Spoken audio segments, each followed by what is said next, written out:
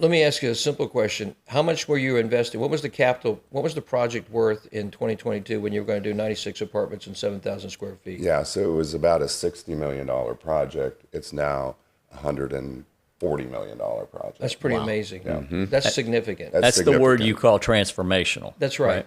This is a transformational project. 100%.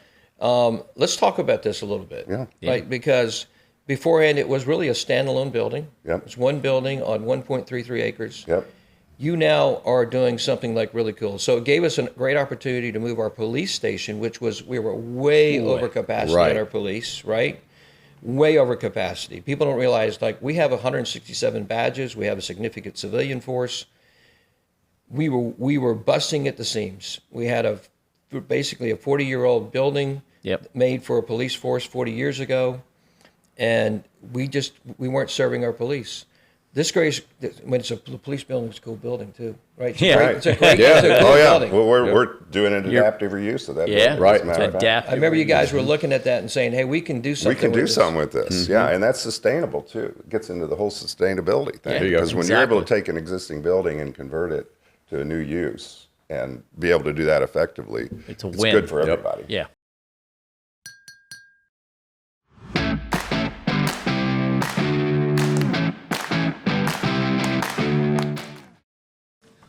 Welcome back to Brew Talks. I'm Steve Stroud, President and CEO of Roswell Inc. We're your economic development organization here in the city of Roswell, working with the city. I'm Andy Williams, President and CEO of Visit Roswell, the official destination marketing organization charged with the promotion of tourism throughout the city. And two very special guests we've got on today. Yes, we do. We're going to have some exciting discussion. So this is going to be fantastic. We have Jim Meyer with the Atlantic Companies on. Welcome. And we have, of course, our mayor, Kurt Wilson, who needs no introduction. We've had him as a guest on here several different times. Go Dogs. He's got the right colors on. I'll tell you, we're going to talk a little bit about what everybody at this point knows as the Hill Street development, the upcoming Hill Street development, but we're going to get into some more detail about that, and it's going to be some really fun, exciting stuff. It's going to be an absolute game changer, which is a word we've been using a lot lately. Yes. For a lot of different projects happening throughout the community, but this one certainly rolls right into that. So, Steve, why don't you kick us off? Absolutely. Well, it is exciting to have you both here. This has been a long journey. Like any good development, it takes a minute, right? But what's coming out is unbelievable. And we know that it's going to be downtown. It's another walkable community that you can live in, walk, work, play. But lead us through a little bit of this, Mayor, because you came into office almost 4 years ago. Mm-hmm.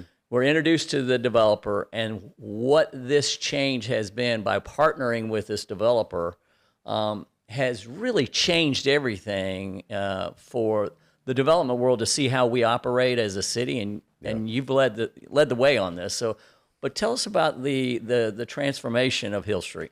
Thanks, Steve, and thank you and Andy for your leadership and being an integral part of making this happen. Thank you. It's funny, Jim and I met really 3 years and 9 months ago, I think in January 22. It's You're right. One of the first meetings I think you brought into the office. I did. And I have to tell you, I was not super keenly aware of the project. It was really kind of like my really first introduction to the project. And at that point, the project was 96 apartments on 1.33 acres with 7,000 square feet of retail. And that was the project. And one of the amazing things, Jim, I probably one of the most amazing statements I've heard in the last couple of years was when you and your partners, we met with the council a couple of weeks ago. And after working on this project for 3 years and 9 months, your partner and you said, thank you. You guys have actually made this project better. I'm curious because you guys do a lot of work all over the United States. You work with a lot of cities. That was really a fascinating statement. Can you kind of go into that a little bit? Well, it's great when a shared vision is truly a shared vision. So when we first started with this project, like you said, it was on 1.5 acres. It was small. It was bite-sized. Mm-hmm. It was a great location. But it didn't have all those things that make a great project. The whistles and the bells. The bells and the whistles and the retail and the commercial and townhomes. And now, thanks to your vision and to our shared vision, this thing has expanded to a much better project.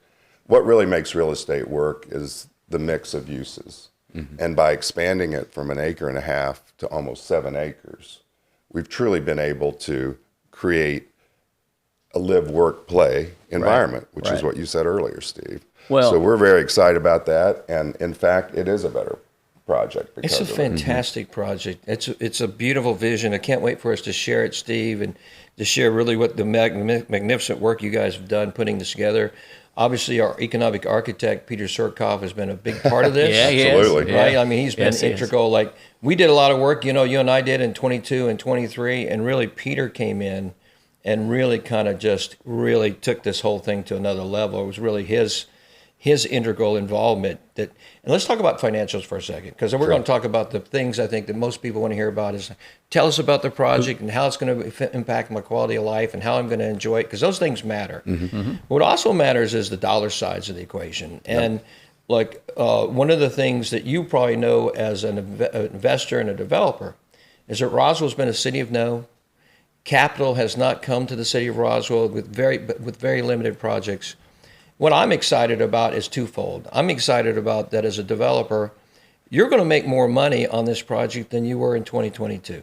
And that matters to me because it makes it attractive to capital. I want capital to be able to come in our city and make money. That's why capital does what capital does. Right. And you know the old rule, capital follows capital. Yeah. Or capital, if there's no capital, capital is not coming. So that's important from a standpoint that it shows the capital markets like, hey, this is a good place to invest. This project is a great demonstration of that. The other thing, though, that I'm equally kind of delighted about from a numbers perspective, and I got to give Surkoff and Sear a lot of credit, is this city government, really through Peter's leadership, has done some unusual things to create revenue streams that is part of our dream, which is to reduce property tax to residents and ultimately eliminate that. But you have to do that by changing your tax base, and you have to do that by creating new sources of revenue. And what's fascinating about this was the land swap. Like, there's a land swap involved. You own property, the city owned property, we swapped property, right? And then out of that, we created a ground lease. And how many cities do you know of do that, are that creative in their thinking around these kind of developments? Very few, especially smaller, communities, and I wouldn't call Roswell small. I think it's a large community. I grew up in a small town, so this is a large community, right? Compared to the Atlantas and the Birminghams and some of the larger, it is a moderate-sized city. But this has been one of the most creative processes I've been involved with, and we work with cities all over the Southeast. And I will give Peter Surkoff credit. He's been a terrific advocate for the project. Yeah. He's been good at bridging the gap between the city and the private sector.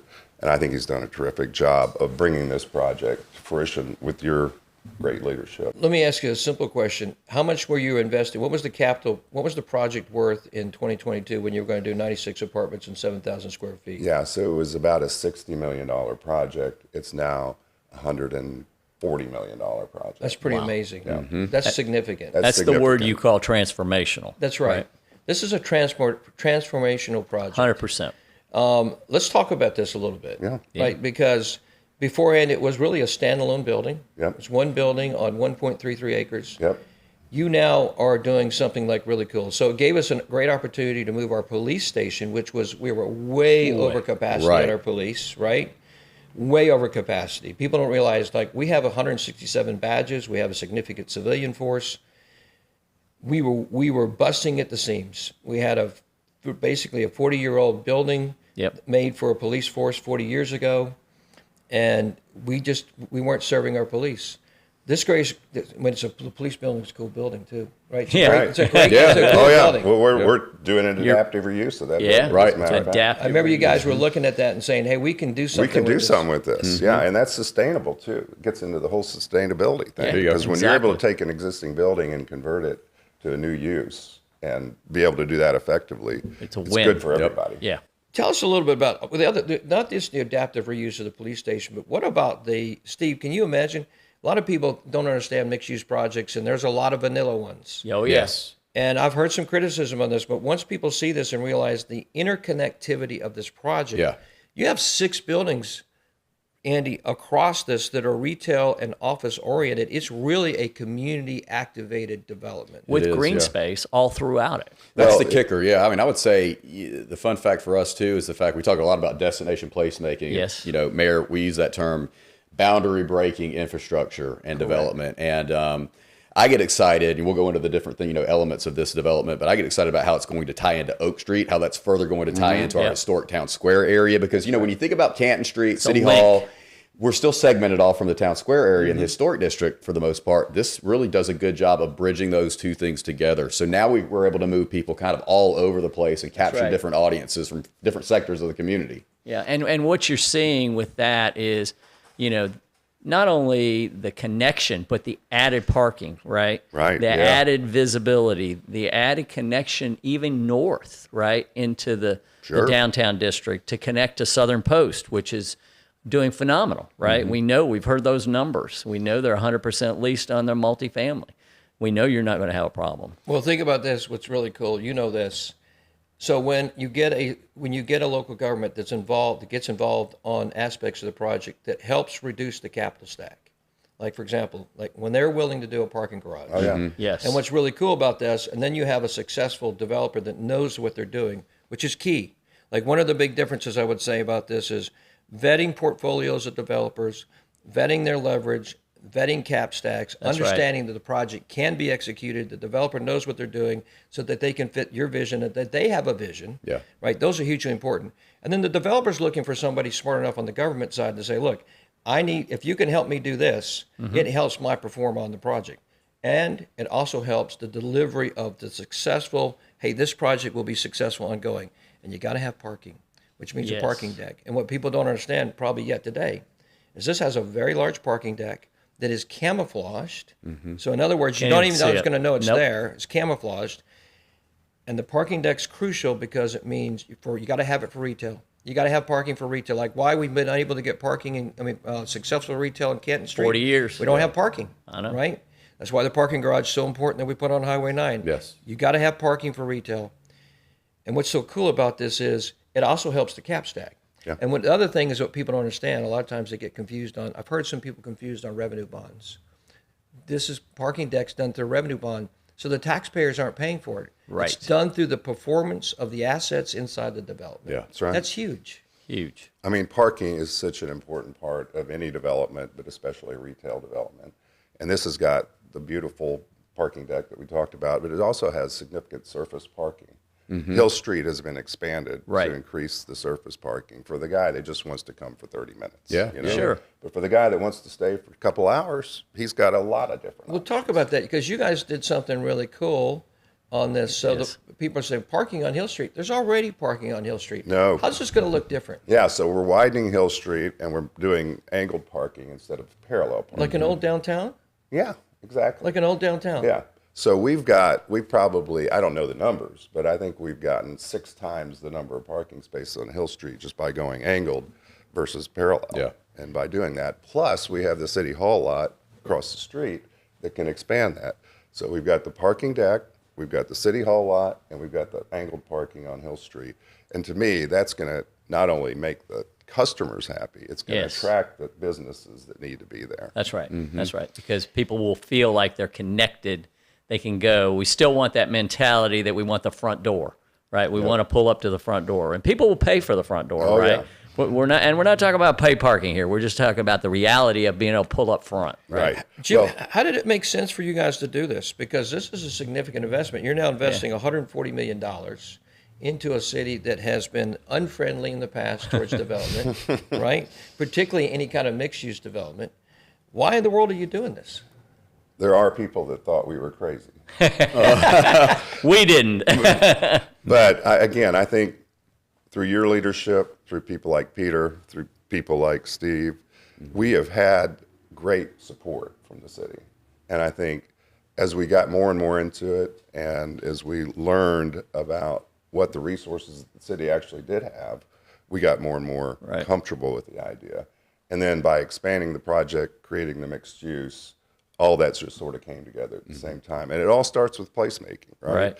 You mentioned it. It was, it's that we've got a village green here with, which we're going to surround with patios and outdoor seating and that sort of thing. And then it's very walkable and open, and just the whole design came together. Let's talk about that a little bit more too, because when Steve and I have our ear to the ground out there, Mayor, you made it very clear. Number one family community in America, right? Yep. We got a lot of young families that are relocating here or that More are and coming more. back here to raise their children.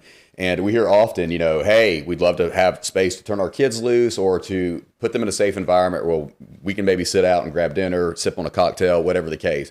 And you see places like Lucky's Burger and Brew, like Recess in Roswell, that are doing extremely well because they offer that safe green space. Roswell You're Junction. going to bring Roswell that. Junction, Absolutely. yeah. Roswell Junction, perfect example, going gangbusters right now, Gangbusters. too. So let's talk about the actual elements of the project and paint a picture for somebody that doesn't know what it looks like at this point. Well, first of all, you've got that central green area surrounded by restaurants and other retail. So it's an enclosed space, open to the public, but enclosed. If you're a parent, I'm a grandparent. Right. I see my grandkids, 1 to 8 year old, and all they want to do is play. Right. So there's mom and dad sitting there, having a drink, having dinner, watching the kids play. Yeah. That's what we're after here. That's right. That's one of the very big things that we're after here. And the grandparents like that too. Sure. Right? Sure. And the parents. So we like that. We've got 5 new buildings and then the adaptive reuse building of commercial. So we've got 75,000 square feet of commercial. So that's a lot. It's going to be multiple restaurants, multiple shops, multiple health and wellness facilities, that type of thing. Service retail, food and beverage, just regular retail. And we think that'll draw people not just for 5 minutes, but for an hour and 2 hours, 2 and hours. 3 Love that, hours, yeah. and kind of hang. Yeah. We're going to program those spaces so that they have yoga. They have,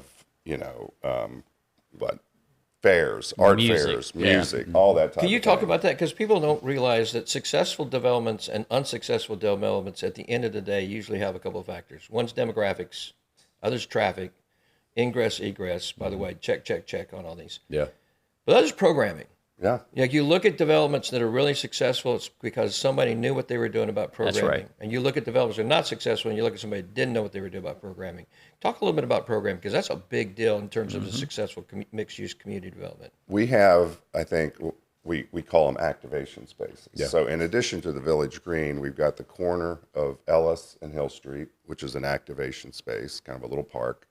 We've got an area between just to the south of the park that's along almost an interior roadway, but we're going to block it off during the day, and it'll be, you can do art fairs or, farmers market type things Right, there. right. So we've got all these different activation spaces, and like you said, that's what brings people and Right. keeps them there. And they stay. Or we've got a project down in Tampa, and it's got a very similar setup, a little bigger, but it's still a major project down there. And we have yoga 4 days a week down there, and one of them's the moms with the babies, one's, the older folks, and they program that out. We have art fairs, we have farmers markets. It's really important because it first of all, everybody now knows where it is. Yeah. Right. Because right. they've been there. They know the location. They know the location, so that when the restaurant comes and says, we want to be there, everybody knows where it is. Right. So they're over that issue. Right. Yeah. And then they just want to be there. Andy, Well- I'm curious, because you're in that 30, 40, 50-year-old group, which is we have a massive transformation of our city. We do. We have lots of young families in their 30s and their 40s and 50s, like you. What does this mean for you? Because, Roswell, Canton Street's kind of organic. Yeah. Right? It's been organic success, Yeah. really, in reality. What does this mean for you to have this kind of mixed-use development of this size and this magnitude and this creativity? What does it mean for you, your family, and your kind of contemporaries? So first and foremost, it's more options. It's more options, and I think a lot of the families that move to Roswell that are born and bred here, and they continue to live here and raise their kids here, you want to remain loyal to Roswell. Right. When my wife and I have decisions, the first and foremost decision we make is, okay, are we going to go elsewhere? Or are we going to stay in Roswell? We always like to stay in Roswell. We want to support our local businesses. We want to support our local attractions. It's easier, eat, breathe, sleep this place, and we hear that often. It's not that we don't want to support other businesses we've frequented Right. many other times, but sometimes you want something a little bit different. You want to change a pace, change a scenery. That's why I love Southern Post. Southern Post is something new. It's fresh. Yep. It's easy to get in and out of. You Easy. mentioned that ingress, egress. It's right smack downtown. So if we want to start with a cocktail there and walk over to Canton Street, we can, and vice versa. This gives us another opportunity to support local businesses in a new area. We're all familiar with Hill Street and City Hall and all that good stuff, but this is going to be transformational. But I think one of the key things too is, are we going to be able to do these types of things knowing that we're going to be able to turn our children loose, well behaved, of course, and let them be in a secure environment where we know they're not going to have to, we don't have to worry about them running out in the street. We don't have to worry about them getting out of sight. And so for us, it's that variety of options. I think too, the other component too is, the mix of retail in this as well. Yes. That's something that people have been clamoring for. And it's kind of, it's one of those situations where you're telling me I can get dinner, cocktail, whatever the case, but I can also do a little shopping in between, maybe beforehand, maybe after. That's big business for us. And I can tell you, it's not just my family. That's the word on the street. It is being craved right now. Yeah, and I think, Jim, you mentioned it really important. It's a place, right? We now know, Canton Street, Meyer, to your point, organically grew out of this. And people used to say, hey, we're going to go to, I'm going to throw Ryan under the bus, Table in Maine. We're going to go to Roswell. We're going to go to a certain restaurant, right?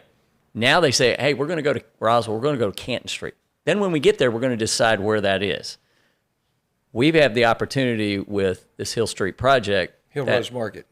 There you go. There we go. Tell us what it is. Tell us the new branding. Well, I want to ask you, because this is something you do amazing. You do a lot of things amazing, Steve. But what people don't know is that the Atlanta market, first-tier markets, is the worst market in the United States for office space. Yeah. It's running about 73% occupancy. It's actually last of the top 30 markets. We're last. That's right. And what's really cool is like what you've done with Southern Post. Great development. This obviously was an encouragement, right, to get Southern Post here. Another development just kind of lagged, and then once we got here, we got this thing going. Boom, put it off. Up, running. Great development. But what's really cool about Southern Post, and it's going to be really cool about the Hillrose Market, you brought CA South, you brought Vestas. Yep. So we're demonstrating something like counterintuitive to the marketplace. Yeah, that's with right. the right kind of developments. You can bring Class A office space. 100%. The developer can get top dollar. That's right. In a marketplace that is struggling all around. Yep. But you do the right kind of developments, and guess what? Companies want to come. They want to be there because they want to be in the mix of a great mixed-use development that's going to be great for their employees, great for their families, great to come spend more money. That's right. By the way, guys, if you haven't been to Southern Post, because Hillrose Market's just a little bit away, go to Southern Post. It's a great development. The restaurants and the retail are amazing. Go check it out. Yeah. But how do you for you from a selling perspective about the city? You've got these great projects now that you can tell companies, I got a place for you. Well, Mayor, they get excited. I mean, Jim and I have talked for 9 months now on the fact that what's it going to be? What's it going to be called? What's it going to look like on the office side? And I get the brokers and they're like, when we're running 92%, City of Roswell's running 92% on office. Okay. Wow. Congratulations, sir. Contrast that to 73% in the overall marketplace in the ARC. And 67% in our friends to the north. How about that? All right. Amazing. But it's all about relationships, right? And they see, and we've proved it with Southern Post. Yeah. Right?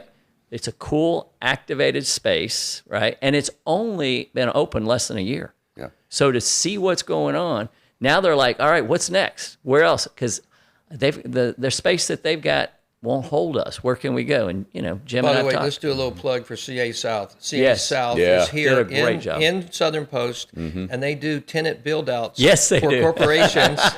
They're a very large player. They do Yeah. them all across the United States. They do them for big players. They built out their own space, which we saw yesterday. Yeah. Beautiful So for space. tenants looking, we've got a homegrown company now here in Roswell that does great tenant build-outs. That's right. And that matters Right. It because does. it's got to fit the vision of your development. And this is I don't think I realize how beautiful this development is going to be. I think 10 years from now, 20 years from now, 30 years from now, this is a vibrant piece of the city of Roswell. That's right. It's a great legacy, Jim. So we're calling it Hillrose. Hillrose. Hillrose. So Yay. Hillrose Market will be the retail. Hillrose Market. Residences will be the residences. Right. Perfect. Hillrose office will be the office. So we'll have it all branded to Hillrose. Nice consistency. Love it. Got the consistency. We're going to have signage that accentuates that, yeah. It also reflects the character of Roswell, Yeah. which was very important to us, especially being near the historic district. So we've taken a lot of time and a lot of effort to work with the city, to work with historic preservation folks, to try to come up with a package that really fits. It tells the still story. distinctive, so it can brand our project, but it also fits with the character of Roswell. We've done that throughout the design. Sure. So Oh, that's exciting. And gentlemen, we're going to wrap it up right now. We want to say thank you very much. We could talk for another hour, Andy. Oh, I know we could. absolutely We could go. and we will. Right? That's right. And I will say this: congratulations. Well, thank you. Right, we're past the finish line. Now we get it built. We'll see the fruits of your labor and over 3 years. It reminds people too that these projects just don't happen. That's right. Right. It takes teamwork, takes all the elements, and it takes a while. Right, to get everybody to get the vision. You can do stuff quick, but it's not what we want. and I remember hearing that. Well, it's better. Something's better than nothing. Absolutely not. Absolutely. Scarcity, when you have 44 square miles and 14% of your property Yeah. is commercial and most of it's gray fill, part of the intentional strategy of redevelopment is to be intentional. It's to pick the right developers in the right places Right. to synergize other capital coming in your marketplace. And before you leave, I just want you to talk about that because you know what's happening. Oh, I do. You know what's happening already because the marketplace and capital is excited about this. Yep, they're coming. Capital's excited about this. So you know that this is going to synergize other activity immediately accessible to this development. That's right. Because people want to be around successful things. Already. That's right. That's right. Well, I'd just like to say thank you first to you, Andy, and to you, Steve, and Mr. Mayor. Kurt, really appreciate your sir. time and your efforts on this project. It's been terrific. It's been a team effort. It Jim. really has, and it's been fun. Thank you. It has been fun. I've enjoyed it. It's been amazing. Yes, it has. And we're not done yet. We're not not done right yet. yet. That's Yeah. right. Thank you for being in Roswell. Thank you for bringing your team and your great vision and your expertise. And I think the city of Roswell is going to be a better place for it. I know it is. We're getting better every day in Roswell. That's right. And That's this is a right. big part of it. It's an exciting place to be. It Here's really to is. Hillrose. Here's to Hillrose. Cheers. Cheers. Great.